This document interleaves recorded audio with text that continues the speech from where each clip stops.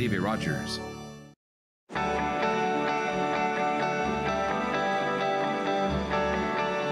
Vous regardez TV Rogers, Ottawa.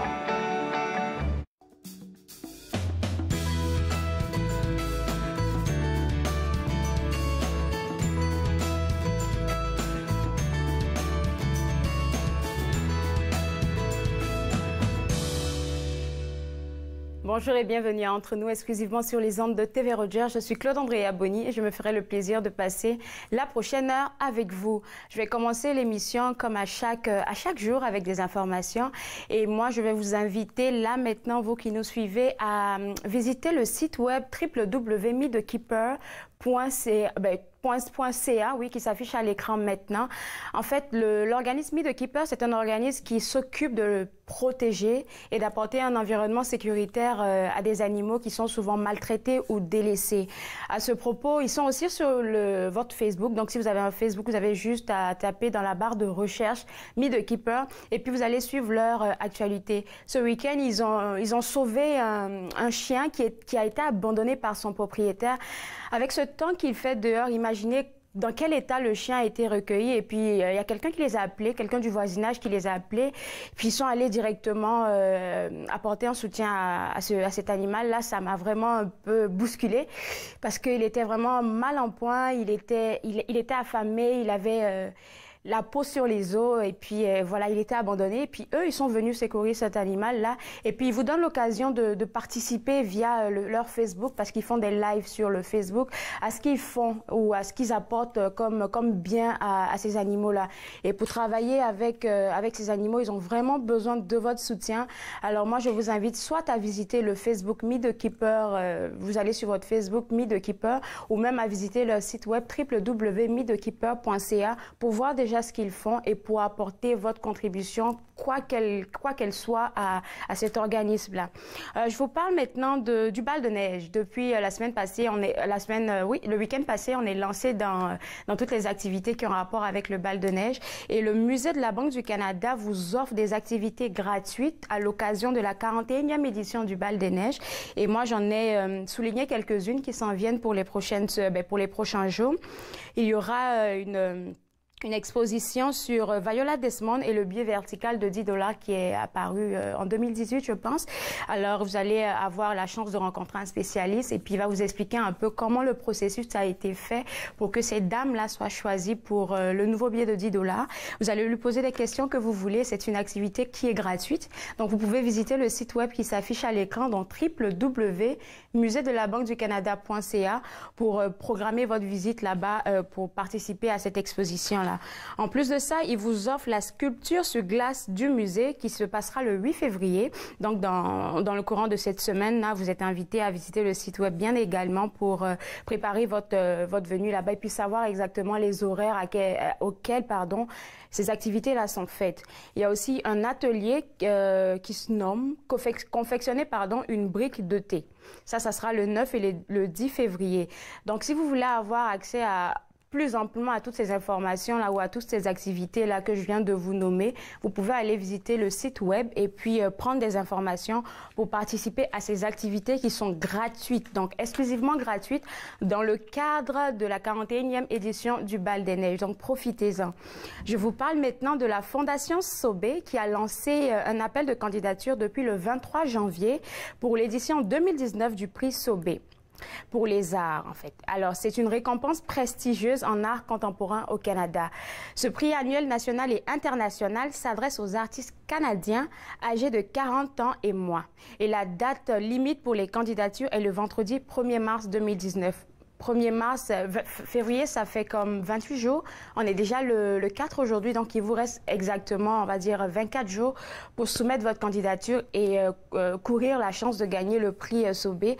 Donc, si vous êtes intéressé, vous pouvez visiter le site web qui s'affiche à l'écran, donc www.museedesbeaux-arts.ca. Moi, je vais le redire encore, www.beauxarts.ca. Donc www.beauxarts.ca. Vous allez chercher l'onglet qui vous amène à soumettre votre candidature et puis participer à ce prix-là.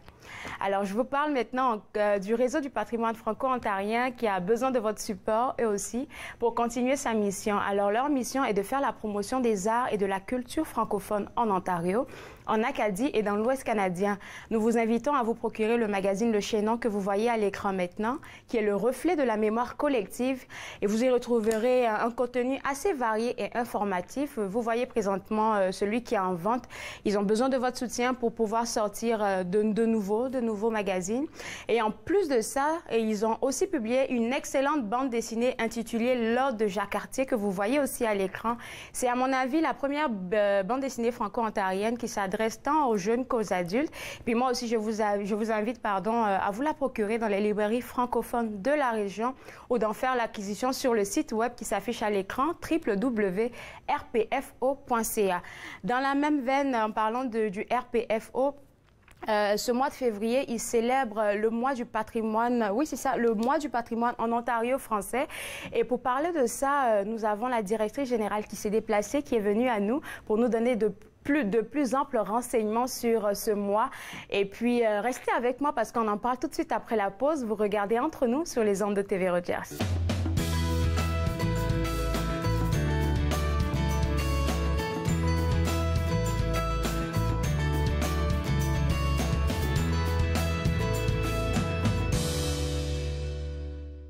Cette semaine, à l'émission Court-Circuit, on rencontre l'un des membres du groupe Cherry Cherry. Lors de leur passage à Contact Ontario, on parle de leur amour de la musique rétro. Soyez au rendez-vous. Court-Circuit, vendredi 21h sur TV Rogers. Je m'appelle Daniel, je suis bénévole à TV Rogers. L'atmosphère à TV Rogers, c'est vraiment relax. Je m'ai fait accepter très vite. Puis je m'ai fait de nouvelles amies. Qu'est-ce que j'ai aimé à TV Rogers, c'est filmer des jeux de hockey puis m'apprendre des nouvelles façons de travailler.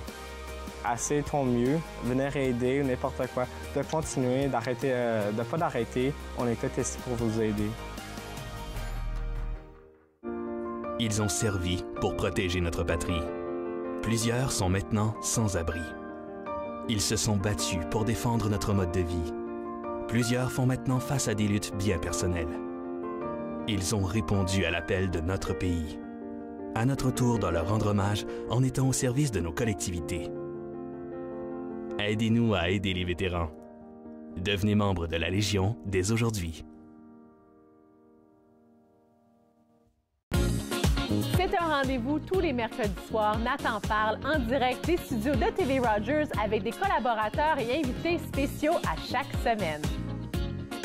Nathan parle, mercredi 20h sur TV Rogers.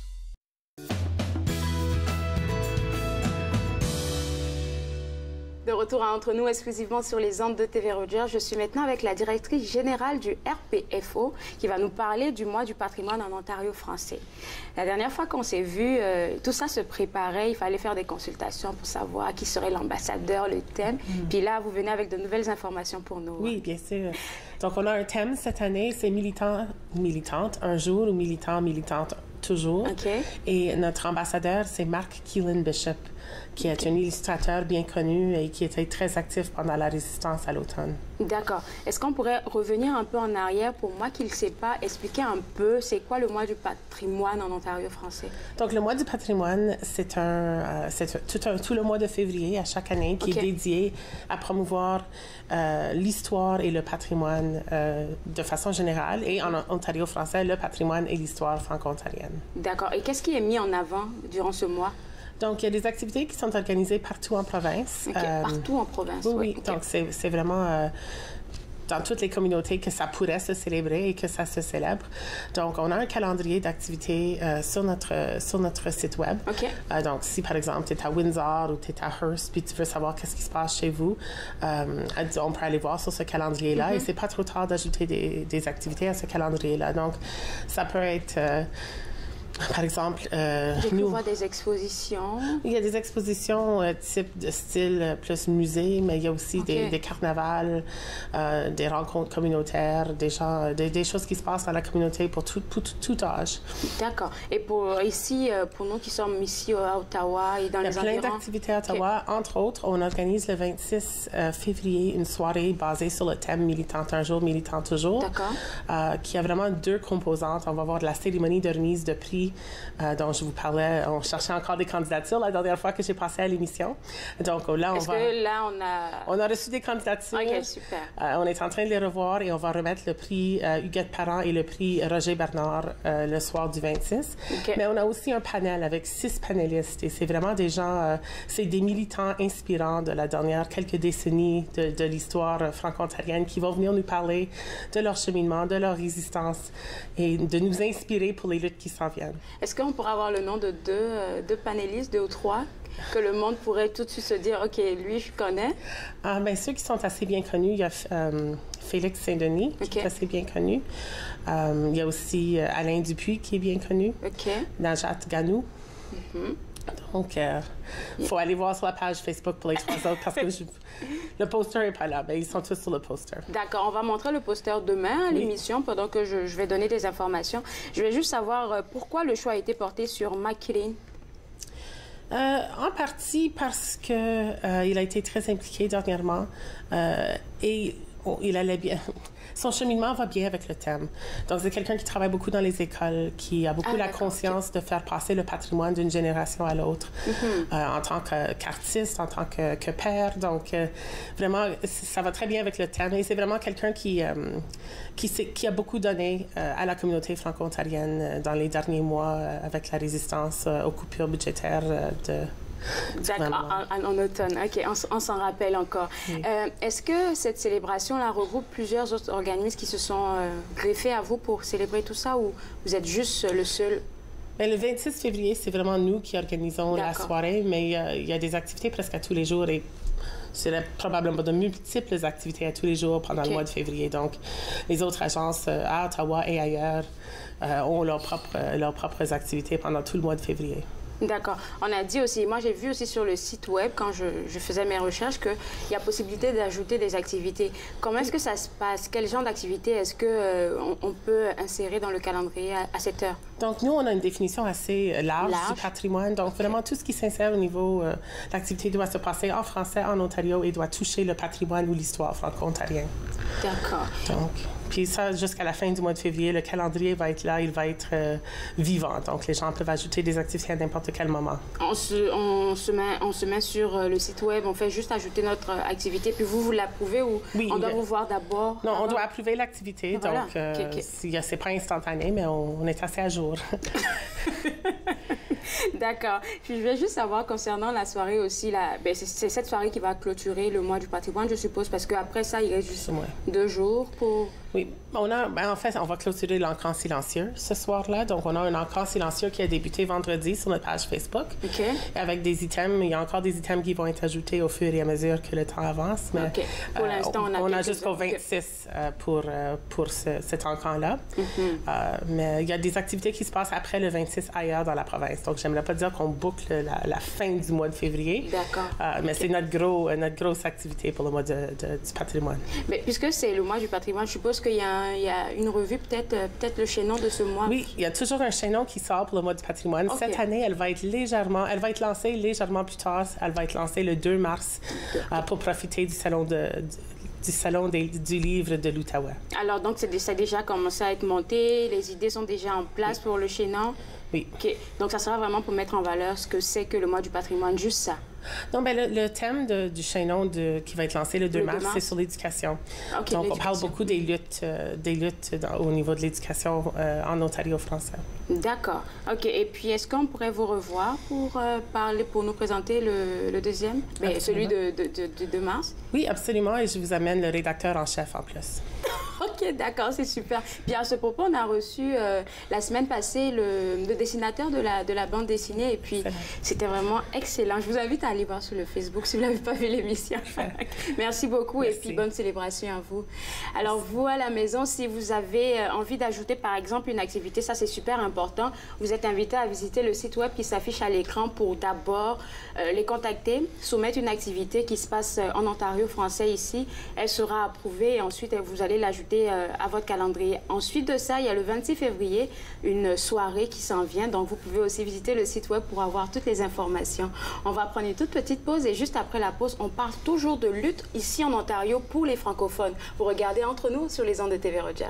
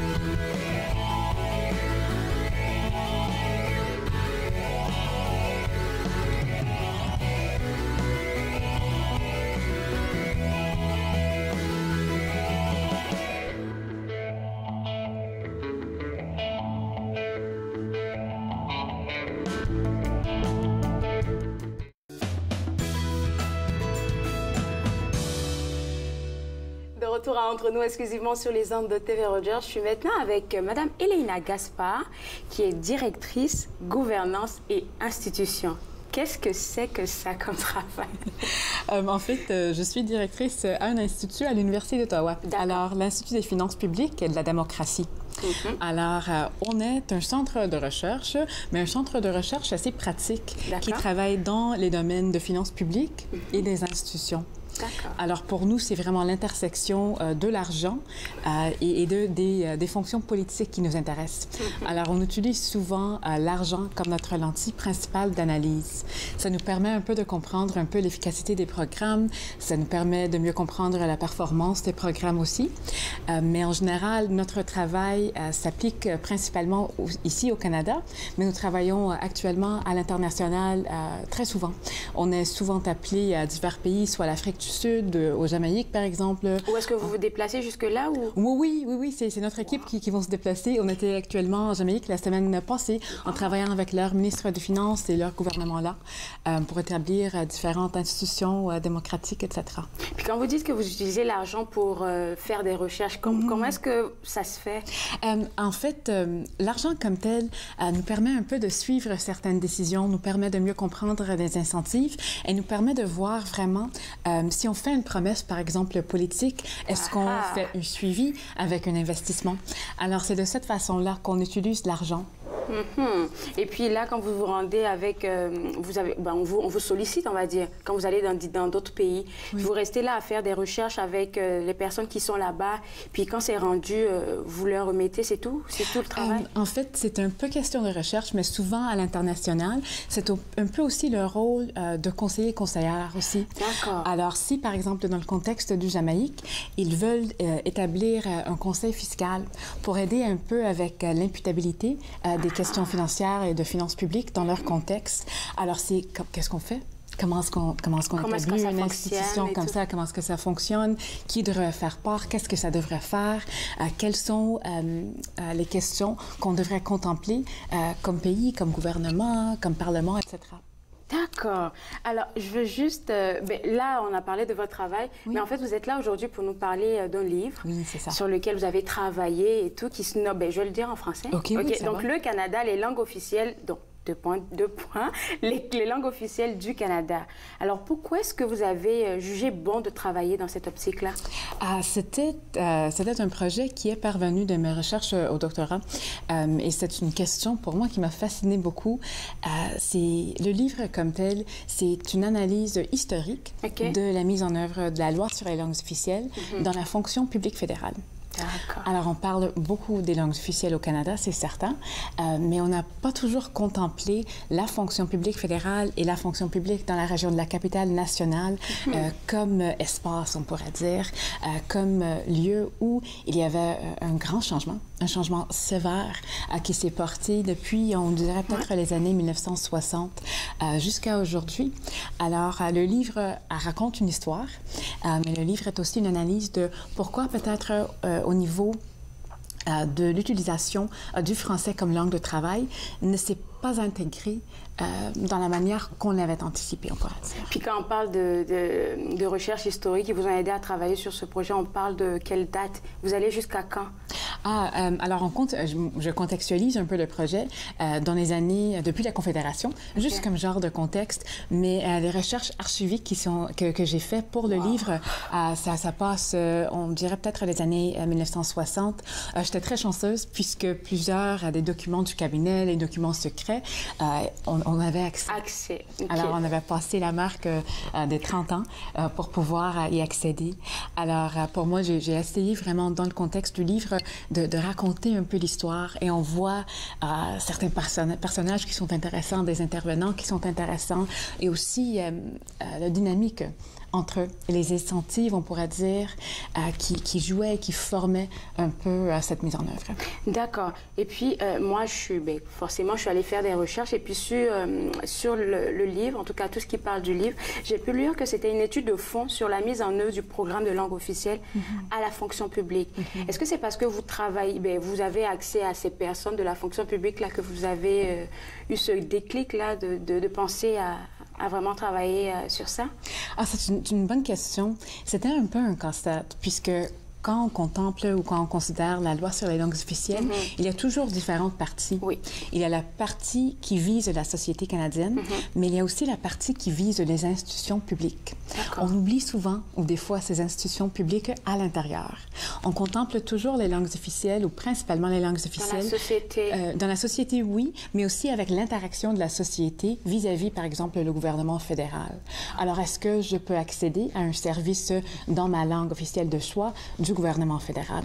Mais on oublie qu'à l'intérieur de ces institutions-là, il y a des personnes qui travaillent. Il y a aussi des personnes qui, après 1988, avaient des droits, n'est-ce pas, de revendiquer leur option dans la région de la capitale nationale, par exemple, de pouvoir travailler en français. Et la question, ou ce que je trouve très intéressant de cette mise en œuvre-là, c'est qu'au niveau de la représentation, la loi a bien fonctionné. Alors, on a une représentation des anglophones et des francophones équivalents, même peut-être dans le contexte des francophones, peut-être même une surreprésentation vis-à-vis leur proportion de la population canadienne. Alors, ça a bien marché. Au niveau de la représentation, on pourrait même dire que, grosso modo, ça marche assez bien vis-à-vis les services au public. Est-ce que c'est vérifié? Est-ce que ça, c'est comme une théorie, ça? Au niveau de la représentation, à la représentation, non, c'est certain, puisqu'on a les chiffres de l'intérieur de la fonction publique, alors on peut faire la comparaison facilement. Dans le contexte des services au public, bien sûr que ce n'est pas parfait. Non. C'est certain que ce n'est pas tout parfait, mais qu'au moins on a fait un énorme progrès. Sur la question du langue de travail, par contre, on a bien essayé d'intégrer et de faire utiliser les deux langues comme de langues de travail équivalent, etc. Mais l'anglais domine comme langue principale, toujours, même dans la région de la capitale nationale, même en communication de la région de la capitale nationale avec d'autres régions qui parlent aussi français. Alors, c'est une question assez particulière, une question que moi, j'ai trouvée très intéressante. Alors, dans le livre, j'aborde l'histoire de cette mise en œuvre, mais aussi un peu l'explication de pourquoi ça n'a pas vraiment marché. D'accord. Oui. Est-ce qu'on pourrait garder le pourquoi ça n'a pas vraiment marché pour la pause? Parce que moi, je vais juste essayer de voir un peu votre approche historique. C'est vrai qu'à cause de ce que vous avez pu avoir accès, des archives, puis voir un peu tout ce qui s'est passé jusqu'à maintenant, ça vous a aidé. Et vous, votre analyse... on va dire personnelle, avant de parler du livre et tout, où est-ce que vous travaillez et tout, comment est-ce que vous avez vu ça, vu l'historique et puis ce que vous vivez actuellement là, en 2018-2019 en tout cas? Oui, c'est intéressant puisque les enjeux restent des fois les mêmes. Alors, les incentives sont assez similaires. Les gens sont toujours des personnes, on pourrait dire, et ce qui encourage, ce qui décourage reste encore assez permanent. Alors, c'est vraiment les personnages que moi, j'ai trouvé très intéressants dans le contexte des analyses archiviques et j'avais aussi l'opportunité de faire des entrevues. Avec ces personnes? Pas toujours avec les mêmes personnes. S'ils étaient encore avec nous, je les ai bien recherchés, on a tenté de les trouver. D'accord. OK, on va aller à la pause maintenant. Alors, on prend une toute petite pause et puis là, maintenant, on va rentrer en profondeur dans ce document. Vous regardez Entre nous sur les ondes de TV Rogers.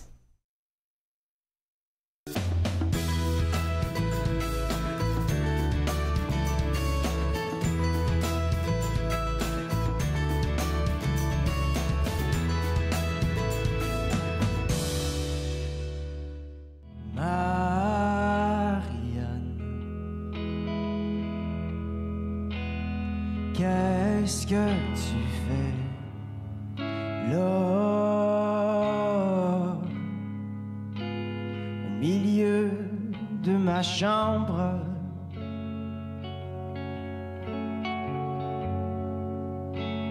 Au milieu de la nuit,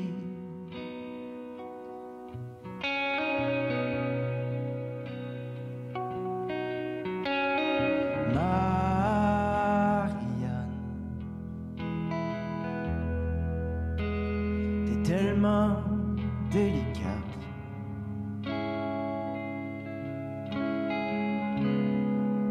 Avec ta cigarette à la main,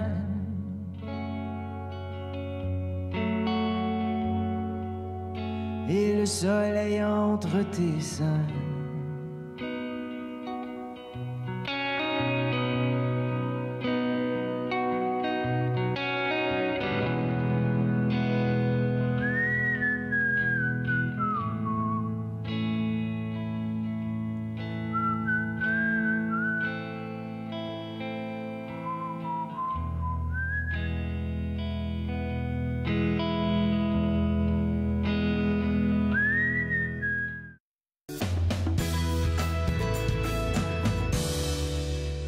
De retour à Entre nous, exclusivement sur les ondes de TV Rogers, on parle toujours du livre, les Canada, les langues officielles du Canada. Et puis là, on parlait de la législation d'abord, qui permet à ce que tout le monde soit servi ou que tout le monde travaille dans la langue dans laquelle il se sent bien. Puis là, on a dit qu'il y avait un problème on va dire, de pratique, dans le fond. Puis moi, je voulais juste poser la question de savoir, le rôle de la législation, oui, mais pourquoi actuellement, malgré les efforts du législatif, il y a toujours un petit fossé? Est-ce que c'est par rapport aux personnes ou... Oui, tout à fait. La législation, c'est toujours un garde-fou. Alors, la législation va garantir un minimum, soit dans le contexte des langues officielles ou dans d'autres contextes. Alors, dans le cas des langues officielles au Canada, on avait en 1969 une première loi qui était très bien, qui a visé vraiment le public. D'accord. Qui a visé le social. Et l'institution, on pourrait dire la fonction publique fédérale, devait réagir. Alors, on devait trouver les moyens d'offrir les services en français et en anglais aux citoyens. Mais après 1988, la loi était reformulée, après certainement la Charte canadienne, pour que non seulement les citoyens et les citoyennes, mais qu'aussi les fonctionnaires pouvaient revendiquer un droit. Alors, dans certaines régions du pays, les fonctionnaires fédéraux peuvent revendiquer un droit de travailler soit en anglais, soit en français, dépendant évidemment de leur contexte. Et il y aura l'exigence de leurs outils afin qu'ils puissent faire leur travail, soit dans l'une des deux langues. Alors, on pensait à l'époque que ça sera Juste fait d'un clin d'œil comme ça. Oui, c'est un moment majeur presque, puisque on avait maintenant un droit, ça devait changer quelque chose. Mais en fait, comme vous avez bien dit, que la loi ne change pas tout. Et c'est toujours la question de pratique, la question de la mise en œuvre qui va formuler, qui va influencer vraiment l'opération, on pourrait dire, de la loi. Alors, même si on a quelque chose sur papier, ce n'est pas une garantie que ça va marcher dans la manière, que ça va fonctionner dans la manière qu'on l'avait conceptualisé. Alors, dans le contexte des langues officielles, il y avait, on pourrait dire, quelques problèmes dès le début. Il y avait une question structurelle. Les institutions ont un pouvoir important d'encourager certaines pratiques. Alors, dans le contexte des langues officielles, on n'a pas mis en place, on pourrait dire, les structures solides, oui, qui encouragera ou qui encouragerait l'utilisation du français comme langue de travail régulière. Oui, oui, ça me fait juste penser que du coup, à beau chasser le naturel, il revient au galop, parce qu'il n'y avait pas vraiment de structure, en fait, pour encourager cet élan-là. Oui, et c'est ça. Les structures jouent un rôle important. À l'époque de la mise en œuvre, on avait tenté de faire introduire des unités de langue française. Alors, en anglais, c'était les FLU, en français, c'était les unités de langue française qui étaient supposées encourager l'utilisation du français en regroupant des fonctionnaires qui parlaient soit le français ou qui voulaient apprendre le français. On avait établi presque plusieurs dans la région de la capitale-nationale, certains, évidemment, dans la province du Québec, mais ça n'a pas marché. Ça n'a pas marché puisque certains qui étaient dans le groupe ou dans l'unité... ça les désintéressait? Pas nécessairement désintéressait, mais il fallait qu'eux ils utilisent l'anglais pour communiquer avec des collègues à l'extérieur. Et même dans le contexte du groupe, si on apprenait à parler ou à écrire en français, c'était pas toujours pratique pour un collègue francophone d'engager avec nous. C'était des fois plus vite puisque les francophones sont sont plus bilingues que les anglophones. Alors c'est ça un peu toujours la réalité dans laquelle vit cette politique ici.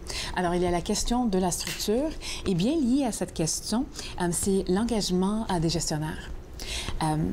On avait misé beaucoup sur les gestionnaires. Et on a misé beaucoup sur les gestionnaires de faire un choix actif, de faire une promotion pour dire parce que c'est eux qui regroupent tout le monde, là, Tout à fait. Mais encore, sans encouragement, sans incentive, c'est très difficile. Comme gestionnaire, si moi, je suis... il y a les questions financières, il y a les questions de politique, il y a les questions de politique publique, il y a toutes mes affaires du département, de la gestion en général. Alors, plupart de tout ça, ils voulaient qu'aussi on gère les questions des langues officielles. Ça fait trop, Ça fait trop, mais on n'avait aucun encouragement de le faire activement. D'accord. Alors, c'est aussi ça la question. Alors, qu'est-ce qu'on a fait pour encourager les gestionnaires de prendre en main, de considérer, de contempler les langues officielles comme question importante? Le dernier élément important, c'est vraiment l'engagement politique. Et c'est clair, on le voit à l'extérieur aussi. Quand il y a un premier ministre ou une première ministre qui s'occupe des langues officielles, ça change évidemment les choses. C'est comme aucune politique publique, c'est comme aucune question. Quand il y a un engagement politique, ça change, puisque la fonction publique va répondre. Ça vient de là-haut. Oui, tout à fait. OK. Puis là, maintenant, quand vous avez terminé de faire cette analyse, et puis on se rend compte, malheureusement ou heureusement, en tout cas, que la langue anglaise est toujours prédominante, quoique le français soit là. Elle reste prédominante. Qu'est-ce que vous pensez qu'on pourrait faire de votre analyse, après le livre et tout, qu'on pourrait essayer de faire pour essayer de changer un tout petit peu les choses? C'est une très bonne question. On a fait une étude en 2017 au sein de la fonction publique fédérale afin d'enquêter à la perception des employés vis-à-vis de l'utilisation des deux langues. Ça commence par eux, Oui, ça commence tout à fait avec eux. Et c'était encore les mêmes résultats, ou des résultats assez similaires qu'on voyait depuis des années, qu'on reconnaît qu'on a un droit, mais que ça ne marche pas en pratique. Alors, pour changer les choses, c'est un peu une question difficile puisque avec la structure actuelle de la loi et avec la formulation de la mise en œuvre à ce moment-ci, ça va dépendre forcément sur les fonctionnaires individuels. Ça va dépendre sur une revendication au part des fonctionnaires et ça va aussi dépendre énormément sur les gestionnaires de faire ces changements-là ou peut-être d'ouvrir ces espaces-là pour leurs employés. C'est certain aussi que si un ministère ou si un ministre exige ces informations dans l'un ou l'autre langue, on va aussi les produire dans l'un ou l'autre langue. D'accord. Alors, c'est vraiment ces trois parties-là, forcément axées sur les individus. Puis vous avez parlé de revendications quand vous en parliez tout à l'heure. Donc, ça veut dire qu'on devrait encore peut-être saisir le législatif pour essayer d'améliorer quelque chose? Est-ce qu'on pourrait aller jusque-là? C'est toujours possible, mais comme l'ancien commissaire des langues officielles, Graham Fraser, l'avait bien expliqué, c'est pas toujours confortable, n'est-ce pas? C'est pas toujours confortable d'aller le revendiquer de cette façon-là dans un environnement de travail. Alors, la législation existe. Sur papier, c'est énorme, c'est grand, c'est un droit, mais en pratique, c'est pas aussi facile. Est-ce que vous avez travaillé seul sur tout ça? Oui, sur le projet, en fait, oui, c'était un projet, oui. Wow, c'était un projet personnel et puis que...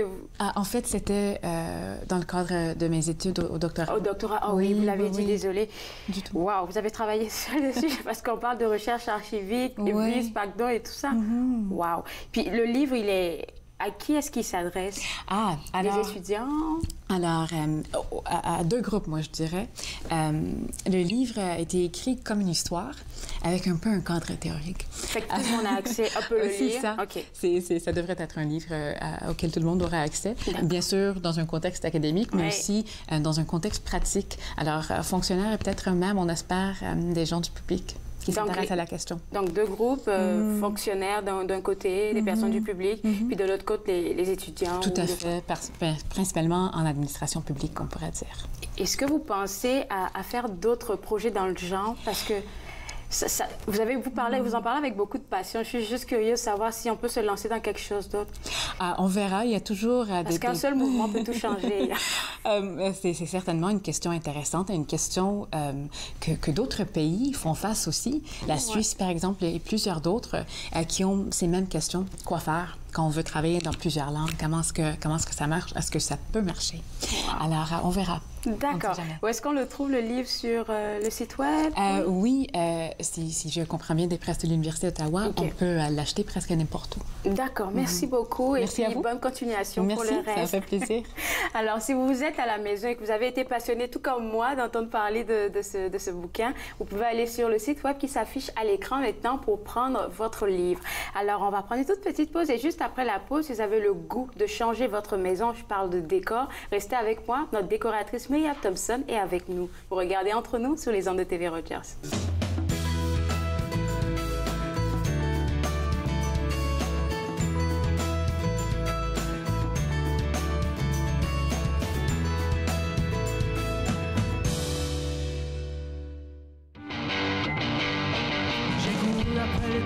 J'ai menti à la lune, j'ai couru après les mots et j'ai menti à ma plume. J'ai mis mon cœur sous les ciseaux et ma tête sur l'encre entre le feu et mon marteau. Je me suis forgé un costume.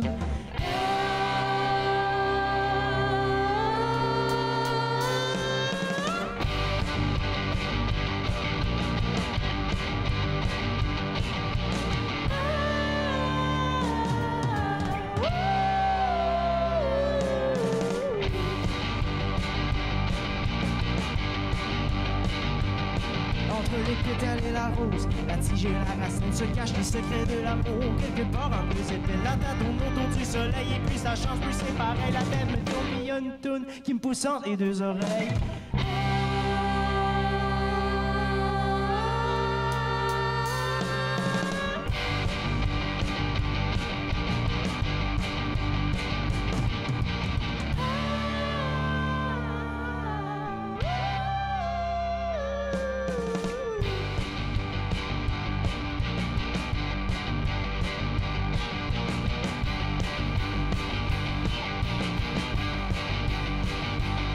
Que je fasse la guerre ou que je fasse l'amour, que je presse contre le four, que je pogne la route ou que je pogne la trail en pouling, tous les chemins se mettent. Le poignet sur le chemin du doute avec un flat sur la conscience. La mise à plein les bras puis les yeux plus gros que la...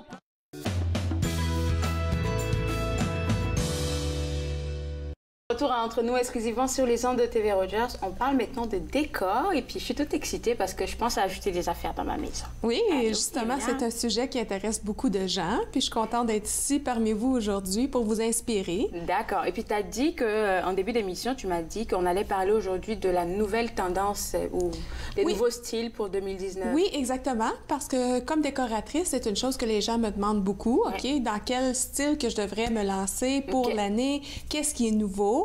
Une chose qui fait un peu peur quand je parle de nouvelles tendances, c'est des fois, c'est de dire, bien, est-ce que je change tout? Non, pas nécessairement. Alors, on rajoute des éléments à notre décor existant.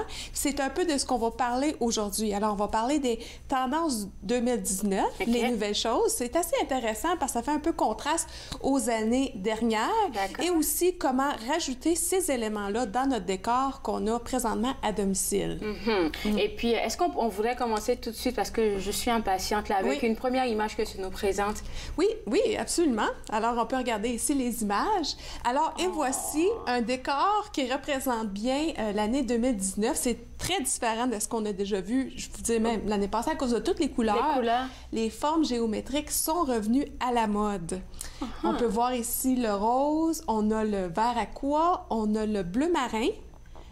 On a le pêche qu'on peut voir dans le haut de l'image. On a ici... Alors, sans tout repeinturer, on peut rajouter des décors comme les petits tapis, le rose, le vieux rose. Ça fait beaucoup de couleurs ici, oui. C'est beaucoup de couleurs. Alors, je te dirais que ça, c'est le punch. Et on a aussi des objets inattendus. Comme on peut voir, tout soudainement, il y a une chaise rouge qui a un punch assez extravagant avec une forme de lampe intéressante. On peut voir aussi que les éléments, cette année, sont très raffinés. Alors, on voit les détails dans les pattes, justement, des chaises.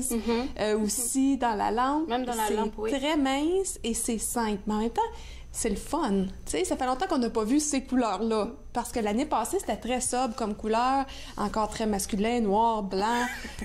Puis maintenant, on rajoute un punch. On peut aller à la prochaine image. Cuisine.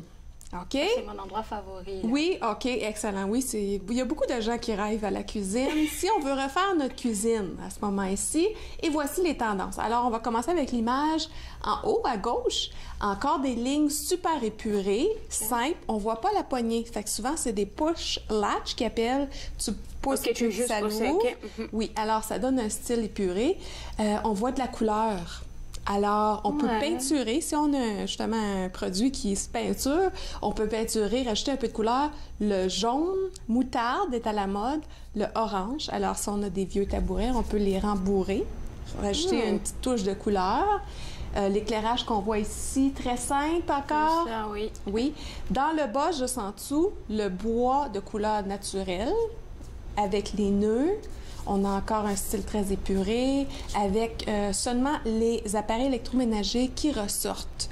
Alors, on cache tout derrière des portes, même le comptoir même a la tendance à être très simple, que soit qu'il s'agence au cabinet ou qu'il s'agence aux appareils électroménagers. D'accord. Celui-là, l'image 1, 2, 3, 4, la quatrième à la droite ici, oui, c'est quelque chose qui revient parce que j'ai l'impression d'avoir déjà vu ce style-là. Oui, oui, c'est ça. Ça, c'est un style qui ne meurt pas. Tu sais, c'est un style plus, je vous dirais, traditionnel. Traditionnel, voilà. Transitionnel. Alors, un style d'armoire blanc. Justement, si on ne veut pas changer notre cuisine à tous les 5-10 ans, on peut garder un style blanc qui est clair, c'est propre, et ça s'agence à toutes sortes de styles. Ici, on dirait qu'il y a un mélange aussi de naturel à cause de toutes les plantes. Des plantes. Mais c'est bien, hein? On se sent bien dans ces images-là. On sent que c'est reposant quand même.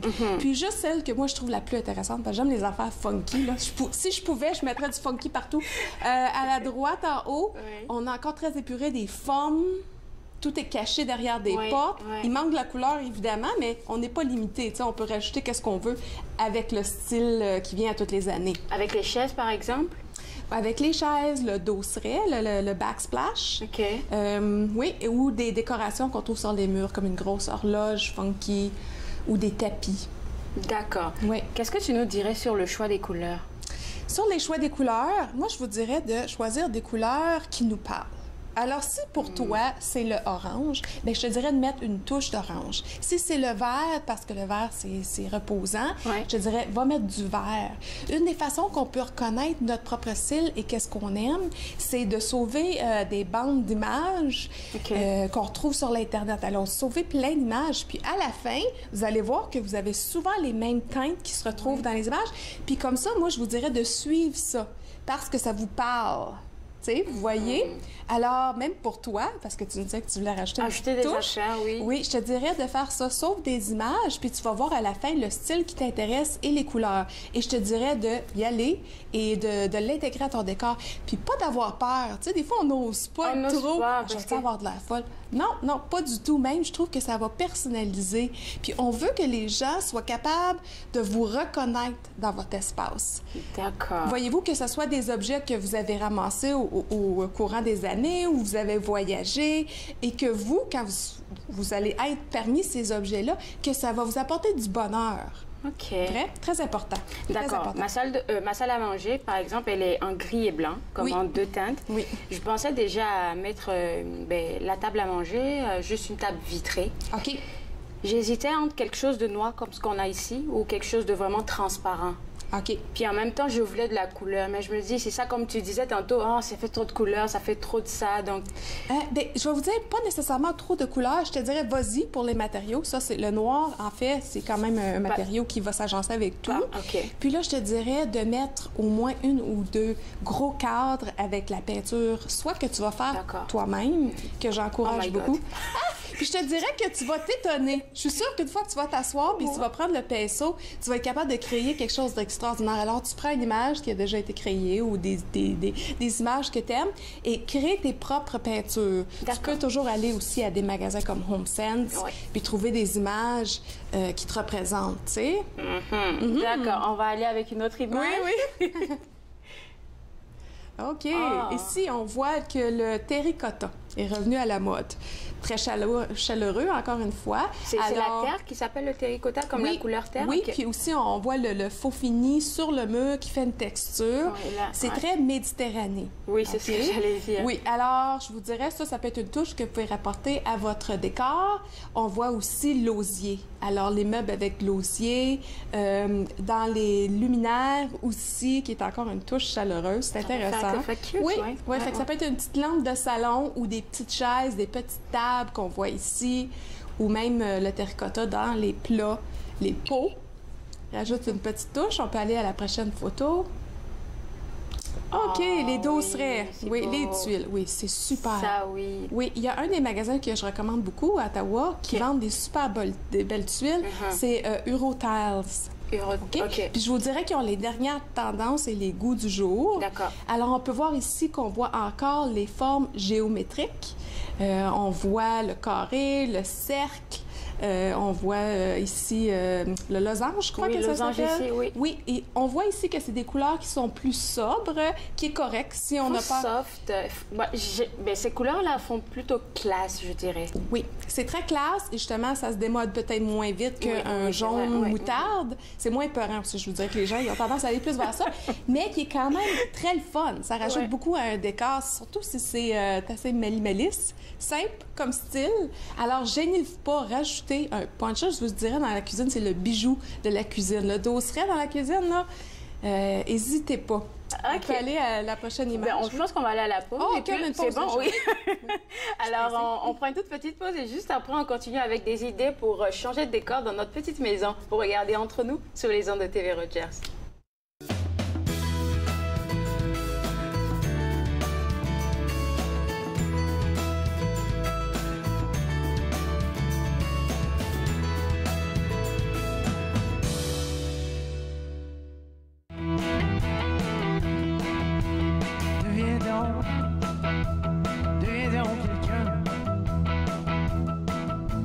Quelqu'un dont tu rêves depuis longtemps. Fais-toi donc conteuse. Viens me conter des mentres qui me font jouer. Même si l'amour est gone depuis longtemps. même si l'amour est gone depuis longtemps. Deviens donc quelque chose dont tu rêves depuis longtemps. Fais-toi donc danseuse. Viens faire danser des danses qui me font jouer. Même si l'amour est gone depuis longtemps. Même si l'amour est gone depuis longtemps. Même si l'amour est gone, t'es pas obligé de partir avec. Même si l'amour est gone, t'es pas obligé de partir avec.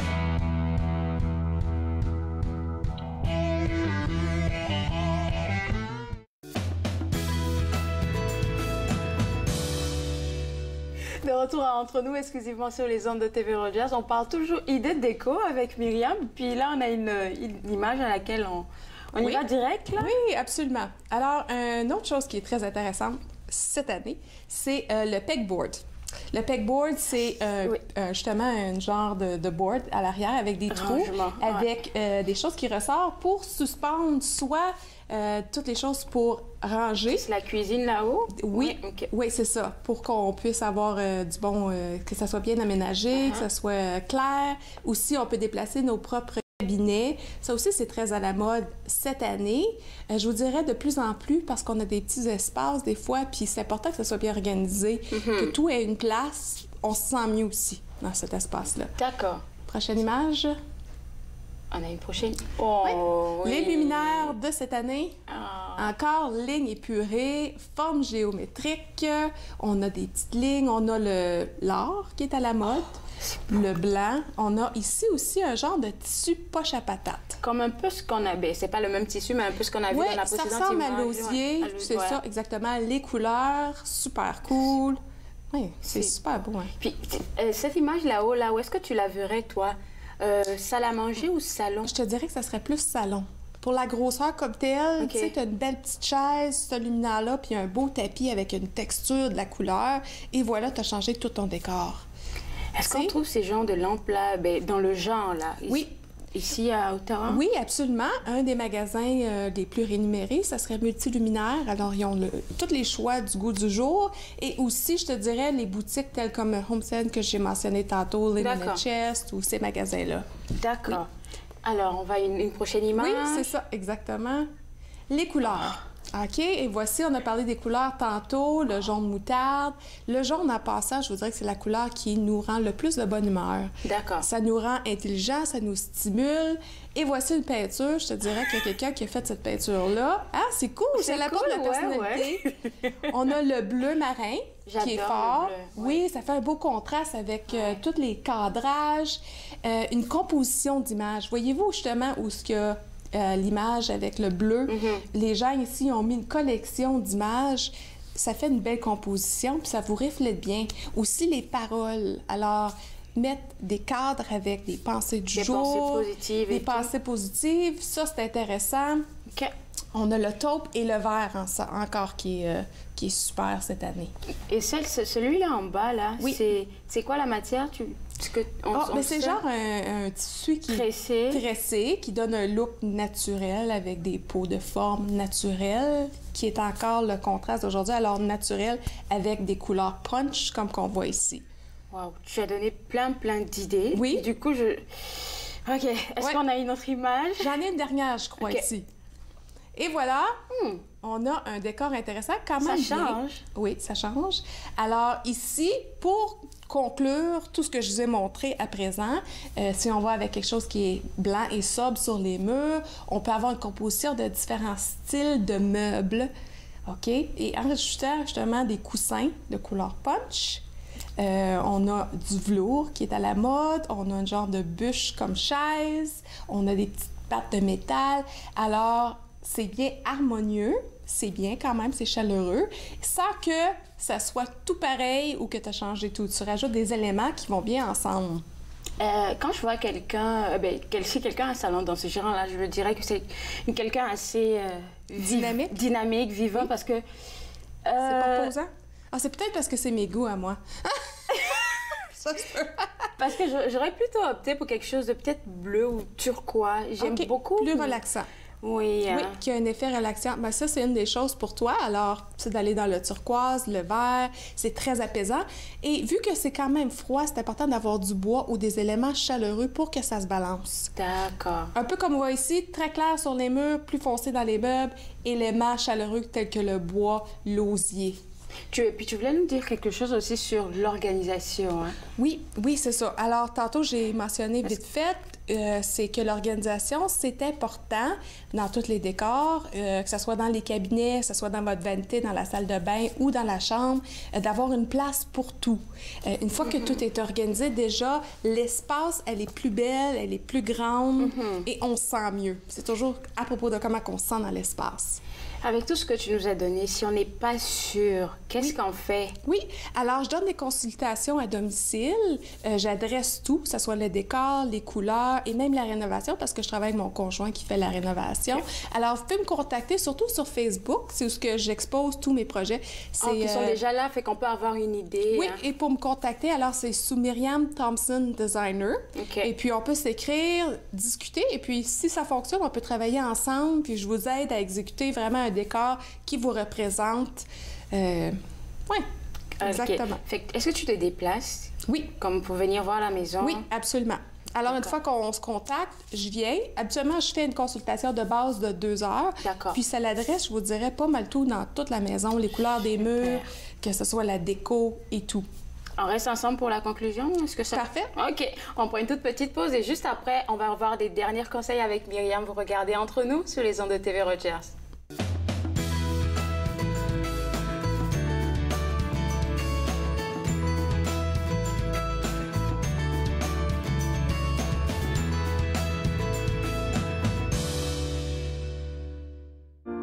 Ils ont servi pour protéger notre patrie. Plusieurs sont maintenant sans abri. Ils se sont battus pour défendre notre mode de vie. Plusieurs font maintenant face à des luttes bien personnelles. Ils ont répondu à l'appel de notre pays. À notre tour de leur rendre hommage en étant au service de nos collectivités. Aidez-nous à aider les vétérans. Devenez membre de la Légion dès aujourd'hui. Ne manquez pas notre prochain match de la LHJMQ, alors que les Huskies de Rouyn-Noranda viendront affronter les Olympiques de Gatineau. C'est un rendez-vous ce samedi 19h sur TV Rogers. Mon grand, il faut qu'on parle de potes.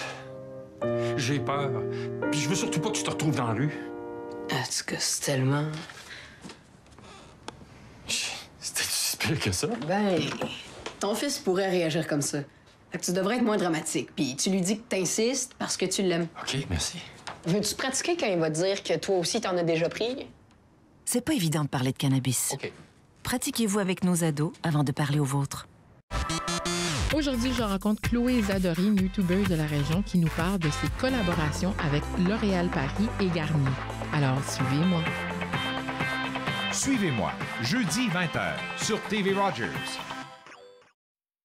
De retour à Entre nous, exclusivement sur les ondes de TV Rogers, on parle toujours de décoration. Oui, ça bien, je suis juste en train de penser, si on veut décorer, mais qu'on ne veut pas tout changer, peut-être comme moi, ajouter juste quelques affaires pour donner un peu plus de... Oui, OK. Alors, on peut aller de pièce par pièce. OK. Je vous dirais, mettons, si on commence... La salle à manger. Ta salle à manger, OK. Fait que si tu as déjà ta table puis tes chaises, je te dirais de rajouter peut-être un genre de gros bouquet.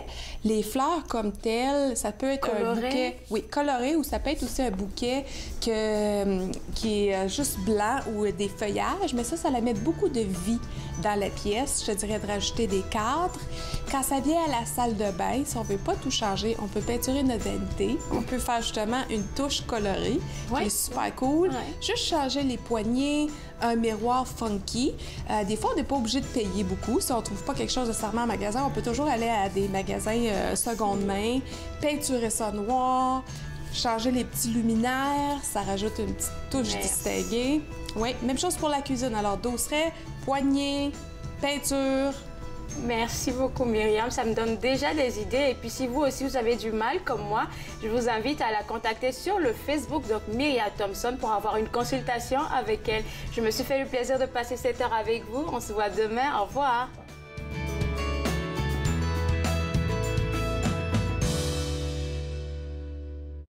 Faites-nous part de vos commentaires en composant le 613-521-2323 par courriel sur Facebook et Twitter.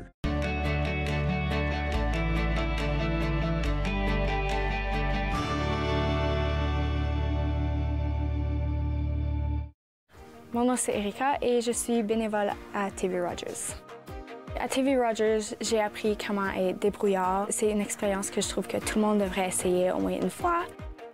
L'ambiance à TV Rogers, c'est quelque chose d'extraordinaire. J'adore comment que tout le monde est chaleureux et ils acceptent tout le monde. Donc moi, je dirais, essaye le stage à TV Rogers. J'ai attendu une autre année, puis vraiment, j'aurais dû le faire plus tôt. Ils ont servi pour protéger notre patrie. Plusieurs sont maintenant sans abri. Ils se sont battus pour défendre notre mode de vie. Plusieurs font maintenant face à des luttes bien personnelles. Ils ont répondu à l'appel de notre pays. À notre tour de leur rendre hommage en étant au service de nos collectivités. Aidez-nous à aider les vétérans. Devenez membre de la Légion dès aujourd'hui.